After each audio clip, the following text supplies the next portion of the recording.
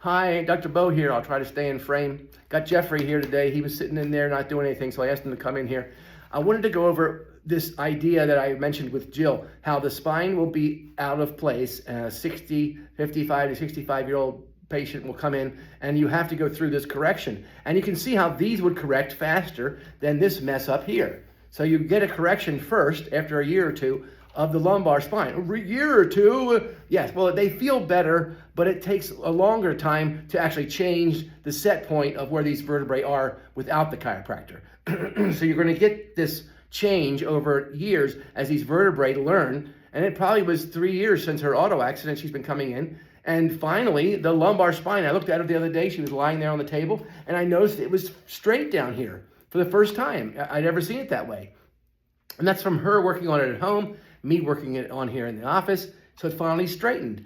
And then a couple days later, she called me with the complaint of the rib being complaining. And I said, oh, that's my fault. Yeah, whatever I did, blame. She's yelling at me. And I'm trying to figure out what's going on in the back of my mind. And she's like, taking it out on me that I did some adjustment wrong or something like that. And I said, no, I don't think so. And so I'm working on her. I'm trying to think. And I said, you know what? This rib cage is fighting the lumbar spine. The rib cage wants the lumbar spine to go back to its curvature over to the left. Because now these two don't agree with each other. This one's repaired, and this is still pulling to the left. So I said, it's probably going to be another year, maybe 9 months, to get that rib cage to move itself over. And it's not all me. It's her doing the exercises we come up with, the mirror image exercises we call them.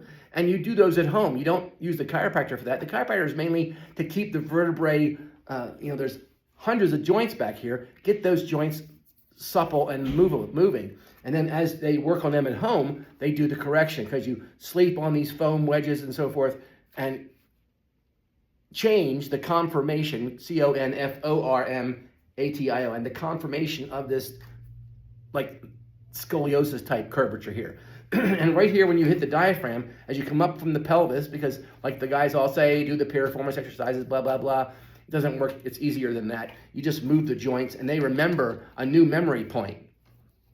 And that new memory point is in the brain. And that's why we use a thrust versus just pushing, right? And then it just bounces back. We use a thrust. That's what they discovered back in the 70s. The chiropractors knew that. The research, the Palmers, you got to understand, did tons of research in the 20s and 30s and 40s. It wasn't like some guy came out and said, I'm a chiropractor. Oh, I heard a comment about chiropractors being, flim-flam or something like that. There's a lot of research that went into chiropractic.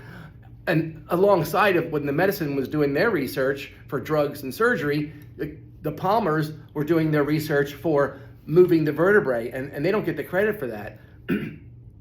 When B.J. Palmer had boiled it down to just doing the neck up here. That's all he wanted his students to work on. That graduated from Palmer College from, forget the years, 37 to 61, whatever it was. That's all they taught. And nobody wanted to listen to him. They wanted to do all the other stuff. So now we're down to where we understand how the upper cervical works. It changes the proprioception, or as the guy said, and the PT said the other day, kinesthetic sense of where you are in space needs to be changed. And one day, I know it's coming, we're gonna be able to change that without touching the body. We'll have some kind of electrical pad that'll go on here, and it'll change the XYZ hologram in the brain, and then the body will just go, and we're still gonna have trouble with the rubber band ribs here. All the cartilage is gonna have to remold. And that's what the foam wedges are. You lay on them and so forth. You spend time on the floor stretching them out, maybe even sleep on them. I remember I went to the seminar years ago and I said, I'm sleeping on my stuff, and everybody laughed at me, and now a lot of people are sleeping on their foam wedges and so forth. But anyway, just wanted to explain that. As it corrects, this is more easily corrected. Then you hit the diaphragm, that's harder to correct, and you're gonna run into a little trouble there. The ribs are gonna feel pain a little bit, but as you work your way up, you'll get this correction, and you'll have a full correction in 2 or 3 years of the spine. You can't change it that fast. Maybe if you came in every day, I guess it might go faster, but most people don't want to do that. They want to come in like once a week or once every other week, and we work on it after the trauma is done, we work on it like a project together, the patient and me. We work on correcting the spine, and we become partners in that correction. Well, I try to keep it shorter. Like and subscribe. Thank you very much. God bless.